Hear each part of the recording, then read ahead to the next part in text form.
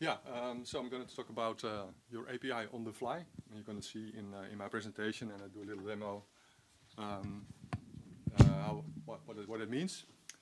First, something about myself. I'm Murre, and I'm in the software industry for more than 30 years already. Also Python, I started in 1999, so also then it was a very small community. I still remember the PUN, Python User Group Nederland, which was there like 20 people for the whole country, so it was a very small community. I'm raised as a chemist, but in chemistry quite soon I switched to IT, especially when the internet came and web technology. I really got hooked to it, and then I left chemistry after a couple of years and just moved on with IT in general, especially web technology.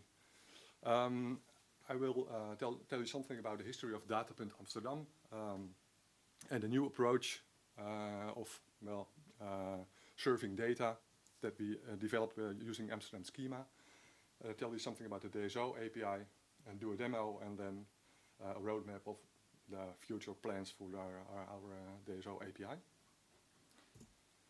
So Datapunt Amsterdam started about like 5 years ago, and the idea is that as the municipality of Amsterdam, you generate a lot of data about buildings, about how the layout of the city is, about where is the electric car charging point, etc. And it started with the big ones, the BAG, that's buildings, and gebieden, areas, BRK, kadaster, so it's all about buildings, handelsregister, about companies. So the big ones were done as separate projects, and the idea is that as a citizen you pay taxes, so well, you are entitled to receive the data you pay taxes for, of course.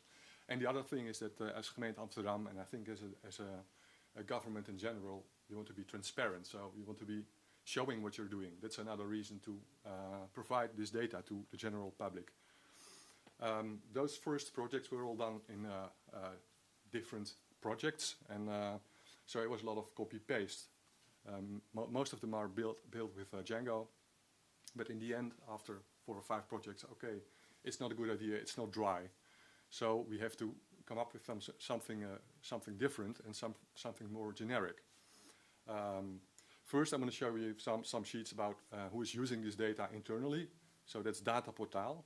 You can find it at data.amsterdam.nl. And some specific tools besides the REST APIs were developed for Data Portaal, for searching in this data, for typehead, GeoSearch, map server, etc. So for instance, this is one of the, one output when you search for Stopra, which is our famous opera building, town hall in Amsterdam. You can see the layout, and this already uses this data, so you can see some metadata on the left from these like BAG, the gebouwen database, also something from gebieden, and on the left you can see the panoramas, and they are not available for everybody. In the beginning they were, but then they discovered that the blurring wasn't really okay, so you could sometimes see some faces or number plates, so now it's only internally, and they're working on a better blurring. Now I have been logged in and I can see the panorama. So this is a bit like Street View, but it's specifically for Amsterdam. So the whole city is being filmed, or these are photographs, and converted to 3D photographs. And it's been used a lot internally because, for instance, they make these rounds also in the beginning of the year. So they can just check for new buildings that are built, and when buildings are in a certain state, like 20 or 30% complete, then you have to start pay taxes. So people can now just from their computer see the state of these buildings and say, okay, this one now has to start paying taxes. Another thing is that there are lots of layers in this website, this data website. You can see on the left. And all these layers, of course, they need data. So the APIs are providing the data for this application, and we're using a map server to point all these dots on the screen. This is from marktstroompunten, so that's when you have markets, of course you need power, and this gives you an overview of the markets and where the power points are. Okay, now about the DSO API. As I told you, we started with lots of different projects, and we wanted to make it more generic. DSO stands for Digitaal Stelsel Omgevingswet, which is a very broad law in the Netherlands, and there is only one specific part. That's called the API specification, and that's telling you how you should write a REST API. So that's, and you can see it later. I'll show you how it looks like. So that's one of the things we used, and we adhere to this specification. The stack we are using is Postgres, of course, Docker containers. At the moment, we're now moving to Azure. I'll tell you a little bit about it later. Ubuntu and Python Django REST framework. Django GServer, which has been developed specifically for this project. And it provides you with VFS, so it's a geo standard, XML-based geo standard.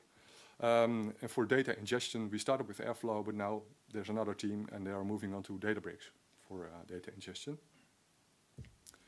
About the Amsterdam Schema, because that's really the basis for our API generation. This is an example I use much. It's called fietspaaltjes. These are those humble poles you can see in the bicycle path in the Netherlands. There is a bit of a sad story behind it, because there was a deadly accident with one of those fietspaaltjes, and then the city decided, okay, we need a database with all the information about the fietspaaltjes, where they are, etc., metadata. So it's a very small example, so it's always easy to explain something about the Amsterdam Schema. Amsterdam Schema is a json-schema definition for datasets. So I have an example here for the fietspaaltjes. On the left you can see some general metadata for this dataset. So the name, the status, the kind of CRS, that's the coordinate system for the geodata, something about authorization, etc. On the right you can see the real definition of the dataset. So a dataset has one or more tables, and a table has properties. So as you can see here, a fietspaaltje has an ID, it has a geometry, a place on the map, a street, etc. So this is a JSON-based definition of our datasets, and we call this Amsterdam Schema because we have a meta schema describing this specific way of describing it, and this meta schema we call Amsterdam Schema. Well, for instance, for the fietspaaltjes, this is, of course, you need data underneath this REST API. So you have, on the one hand, the API, but it needs to take its data somewhere. And this is an example of what's in the database for fietspaaltjes. And this is how we plot it on the map. So we have all these paaltjes, and we have the geo coordinates. So as you can see, we can just plot it on the map. And when we click on one of those, we get some metadata on the left, like why is it why did we need it, what's the color, etc. So that's all in the underlying database. Yeah, and there's also a panorama, so you can also see it with those photographs, the panorama photographs. You can see where it is and how it looks like. And we even developed a full-blown stack for the Amsterdam Schema. So it's really in the format of a spec, and describing how an Amsterdam Schema should look like, what are the fields, etc., etc. And now I want to show you how it works in practice. Right. So first I have to do some cleanup from a previous run. And then we need one environment variable that's describing where the schema is. Usually the schema is somewhere on the internet, so it's just a website, and lots of tools are using a schema, the schemas from that location. But we made it in such a way that you can also use your local file system. That's much faster for development, but also for demos like this. We need a publisher definition. That's just something the schema needs. So I make a directory at this specific schema location, and I copy the publisher definition there. And now I'm going to get my software. So that's the DSO API, the software that is generating the the REST APIs. Of course, we all know the drill as Python people. We make a virtual environment.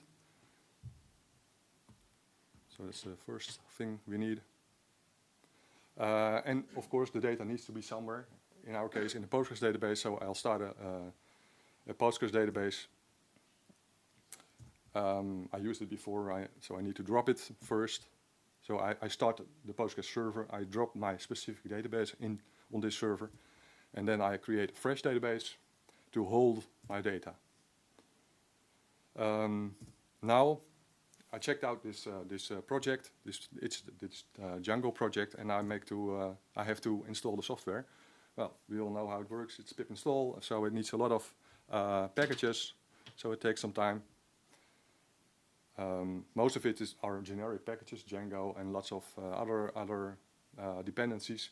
And we made our own specific library called Amsterdam Schema library that's specific for working with Amsterdam schemas. It has lots of tools in it, and that's also installed in this software.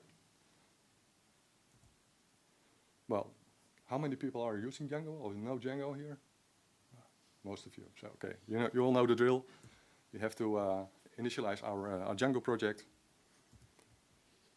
Another thing is, it's mainly a REST API, but we have some nicer output. So we need some style sheets. So I need to do a collect static.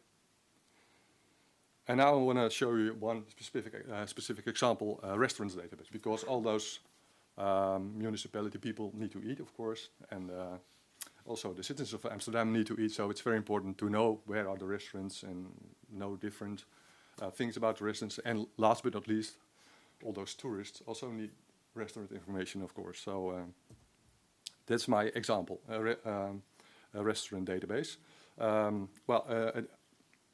This table needs to be in a data set. So that's the wrapping thing. And it's called, in Dutch we call it horeca, but I looked it up. It should be catering industry in English, so okay. What I do here, I have some different versions of this data set, and I copy them to the schema location that I defined at the beginning. So now everything is ready, and I'll show you what this schema looks like. So again, the metadata information, and then the tables, and here we have an ID, of course, and a specific ID, the name, the address, and the category. So that's one specific restaurant is described by these 4 fields.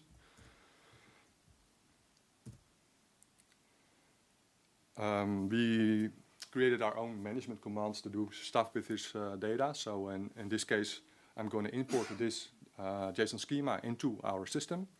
And the flag create tables says, okay, not only add this schema, but also create the needed tables in your, in this case, Postgres database. So that's what happened here. Then, just to have a look at it, I start oh,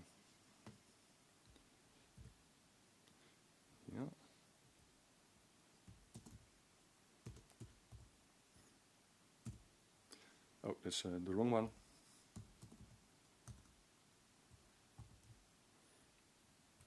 Yeah, that's the right one. So here again, you see this is the content of the Postgres database, and the create tables flag in my command created this this table in the database. So that's it. Now, of course, this is an empty database, so we have our software. The database is ready, but there's nothing to serve. So I prepared some data. It's in JSON format. In our I already mentioned the library, the schema tools library, and it has a lot of command line options. One is schema import NDJSON. So you give it just an NDJSON format, and it imports it into the database. We just did it, and we can again, do we have it somewhere? Yeah. So now we have 25 restaurants in our database. All right. Okay, now I'm going to run the Django server. Everybody know Django, so everybody know the Django development server. and now I'm going to show the DSO API in the browser. So this is the DSO API, and this is all generated on the fly. So what you saw in the JSON definition was some information about this catering industry dataset, and here we have an API and documentation. So when I click on API, then we get some kind of, in the beginning we use Swagger, but now we have our own version of Swagger, but it's more or less the same. You can just click on an entry, and this is the endpoint for the restaurant. So here we get the different fields in the dataset, and here you can see what the API specification for DSO means. So this is the way you need to output your JSON with this embedded, like as the root of the data, then the table itself, and of course the fields. And this is what they call a HEL envelope, hypertext envelope. This only gives you information about this specific record, but for instance, when you make a connection, so relations between datasets, you get more from these HEL envelopes. All right. But of course, in reality, when you have a dataset, it needs to change because the world is changing and you need new data, other data, etc. So what I do now is I kill my Django server and I drop my table because I want to have a new dataset. Right.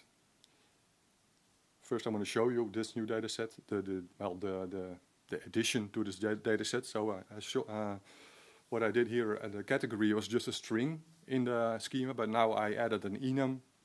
Let me remove the first one. I added an enum to the category, and another has vegan, so that's a Boolean field that indicates does this restaurant have a vegan option, and another thing is a range for the price. So this is the changes I made to the schema. So this new schema, I copy it to the place where all the schemas need to be. And now I have to reapply this schema because I dropped the database, I dropped the table, so I have to recreate it. And now we can see the new fields, so it has vegan field, the price field, etc. in there. So you can see that it really replaced the database with another table.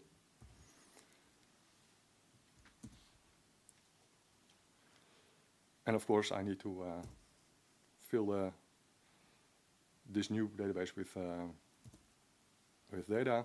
Again,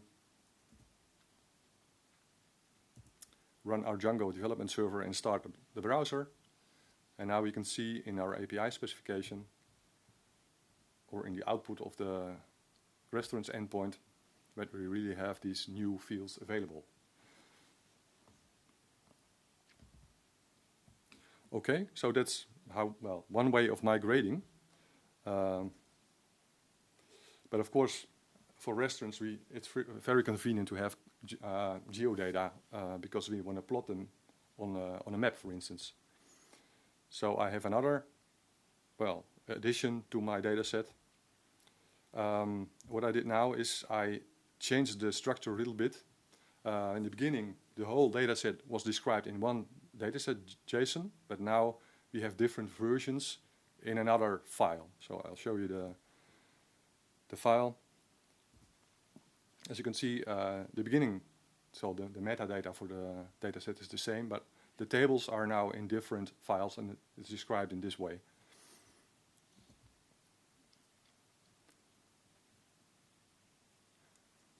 So another div, and as you can see, the geometry field has been added to the Amsterdam schema.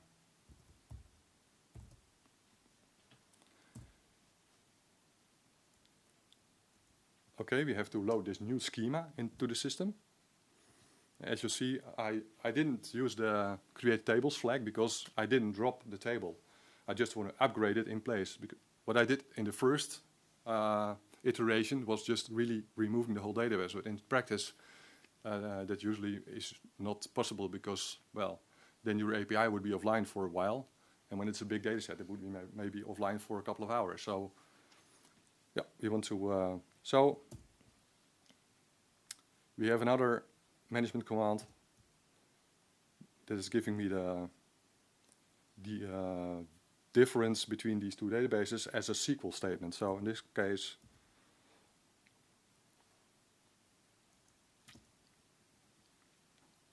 we apply these alter statements to the database. And again, I can show you the structure change, but my time is running out, so I'll just skip to the next step.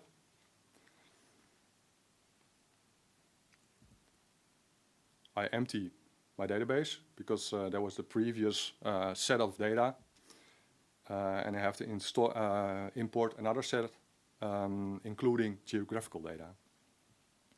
So I now imported it. I run again and show it to you in the browser. And now we have two new endpoints. So the VFS endpoint is now available because it now has geographical data in the data. And another one is MVT. We have another vector tiles implementation that's available. Looking at the API, you can see that the geometry is there. So this information has been imported, is available now. One thing I want to show you is the documentation. This is all generated on the fly from the same JSON schema definitions. And we also provide a lot of information about the way you can filter, the way you can batch, whatever, this data. Because that's, and the way you do this is all from this DSO API specification.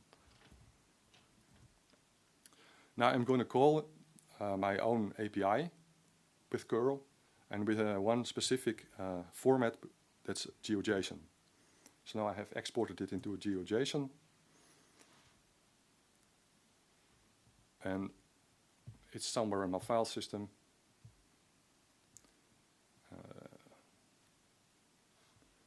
This one. On the right you see the GeoJSON, and on the left you see the information plotted on the map. So that's the way you can use the data from the API on your map. Yeah, because all this is done in memory, we don't have real models.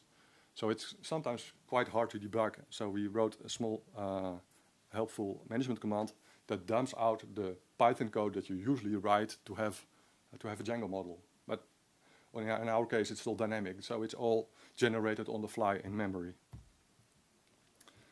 All right, I'm almost there.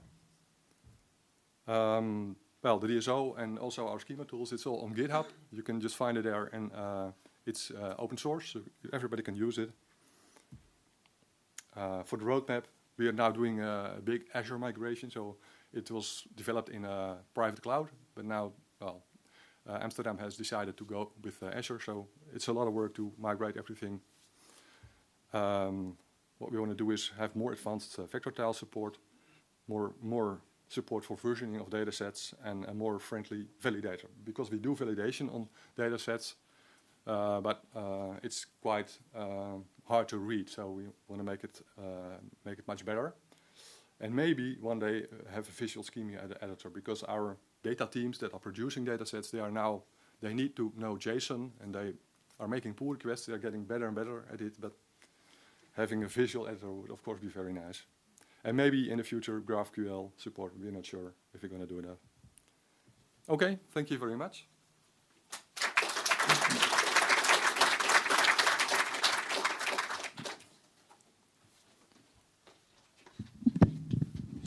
All right, we have 5 minutes for questions. If you have a question, I will give you the mic. And yeah.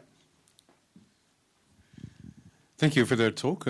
Are these kinds of data also discoverable in some catalog? Do you have some DCAT specification for it, or do other municipalities also share this kind of data? And is this And is there some standardization towards this? Yeah, there is a DCAT. There is the DCAT catalog already available, but it's a bit old, and there is a REST API that's being developed for it. But we want to replace it with something new, and also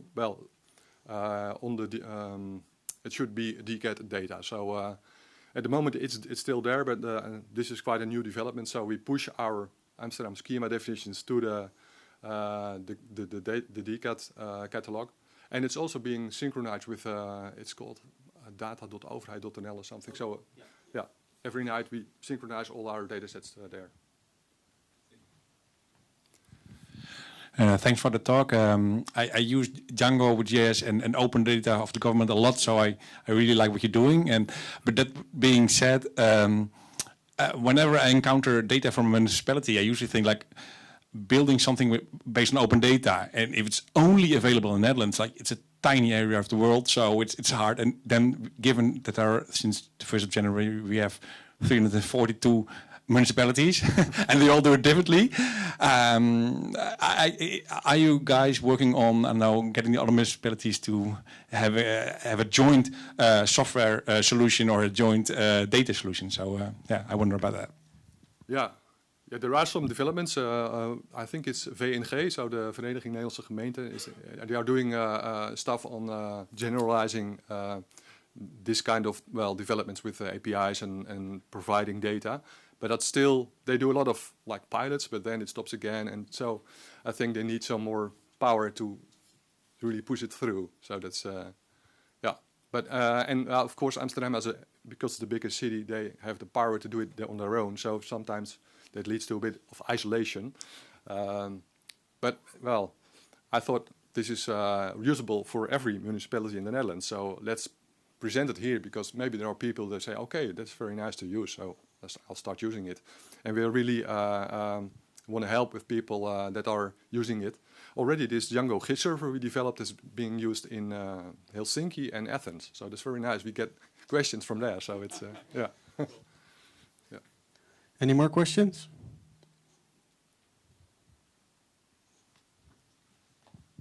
Is all the code open source? Yeah, it's all open source. Yeah, you can just find it on GitHub. GitHub/Amsterdam, and then you get all the repos from Amsterdam.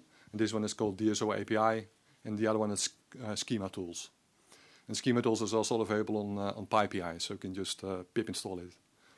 Yeah, and it has quite a nice README describing how it works and what you can do with it. Yeah.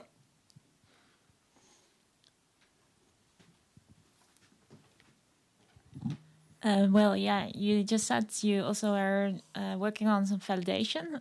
Do you also work together with, for example, the KVK that you evaluate the data? So if, for example, one of those fietspaaltjes has been destroyed or something, that you get some feedback, or that a restaurant is closed and you get some people who say like it's closed, and the KVK doesn't know that yet. So yeah, at the moment there is, because we are really like the technical foundation for providing data. They call it the data hub, and the specific data teams, they really know. They have the domain knowledge to know everything about, for instance, KVK, etc. So for us, that's a little bit further away. We work together with these teams, but we don't have the knowledge. So I'm not really sure about KVK. I know there are some good relations there, but I'm not sure about providing data back to the KVK, for instance. Yeah.